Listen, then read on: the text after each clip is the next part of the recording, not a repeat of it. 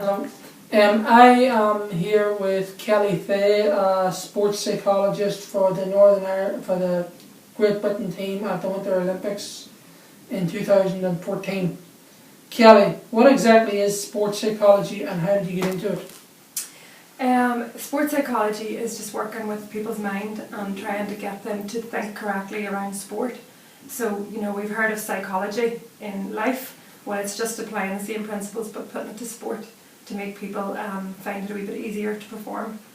I got into it just because I love sport and heard about it and decided to go to university to study it.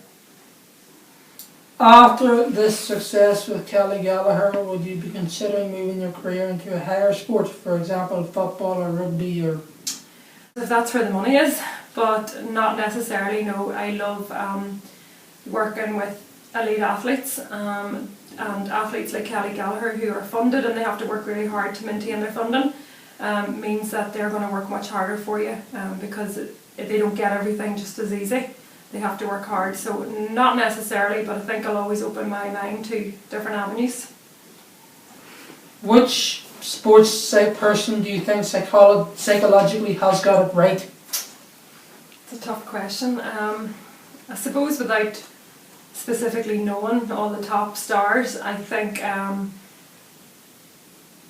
guys like Tiger Woods and people like him, he definitely has it right in terms of he knows how to draw a line when he has a bad shot. He knows not to carry a poor performance into another competition. He's quite confident. Who do you think was the worst? Who was the worst as a psychologist if you were saying don't go near him? Well, I think for me there'd be nobody that I wouldn't go near because I would like to think I could help everybody. But yes, somebody like Ronnie O'Sullivan is a prime example of someone who really needs consistent sports psychology. That actually goes on to something else, but is there anybody who you've actually thought of and sort of thought, as they're playing, I can help them? Yeah. Is there any specific, give me examples of how and what you would try to do? Rory McIlroy. Okay. I feel he needs sports psychology because he's struggling to move on from some bad competition. He won't be open to the idea of sports psychology even though it's huge in golf. So I would like to work with him in terms of breaking down his game, his routine and trying to build it back up again. Is there such a thing as sporting genius? One of the great examples of this here is somebody who talked about a couple of minutes ago, Ronnie O'Sullivan. Mm-hmm. What is it and are they born with it? I think people are born with a lot of talent.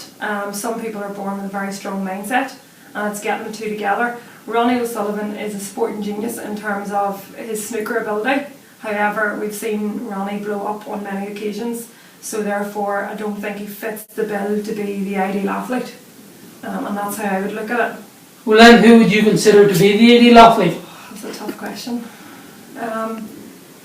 I'm guessing you want an answer from a professional sport as opposed to... Well, it's something that people would recognise. Mm-hmm. So it doesn't have to be as such professional, but somebody that people would recognise. I'd say Brian O'Driscoll, the Irish rugby player. Mm-hmm. I'd say for me he has all the talent, he has the mindset, he pushes through pain, he pushes through injury, he pushes through different failures in his career. And he obviously is undoubtedly a phenomenal rugby player. If you wanted to watch a sport for psychology, mm-hmm. which sport would you choose? If you were looking to look at a sport for it? Golf. It's number one, it's a mind game. I mean, you have to have talent, you have to have skill, but it's all about concentration, it's all about making decisions. So if I was looking at something for that there, I'd be thinking of something like snooker.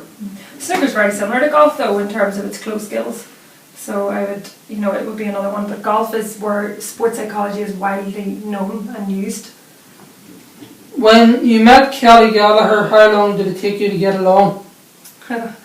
I think we got along instantly, but it took us possibly the guts of a year to build up our relationship so that there was enough trust there for her to actually trust what I'm asking her to do. It seemed like after the gold medal, Kelly did not have a few good runs. Was this a block mentally? No, I don't think so. I think for Kelly she had some technique where she crashed. I think dealing with success can be much harder than dealing with failure. Yeah, but it happened in many. I can remember 3 The other separate things. Like you can't blame three Yeah. mistakes on your thing. The last two races actually were her binding and her ski was released, and both those were identical. What happened? So having spoke with Kelly, having spoke with the coach, listening to his interviews as well, that was definitely technical issues. As I was saying, the one the day after the gold, I think in some ways was psychological, because I think she struggled to deal with the magnitude of her success the day before. But the last two races certainly were, in some ways, I would say 90% out of her control. 10% she probably should have had the equipment up to scratch.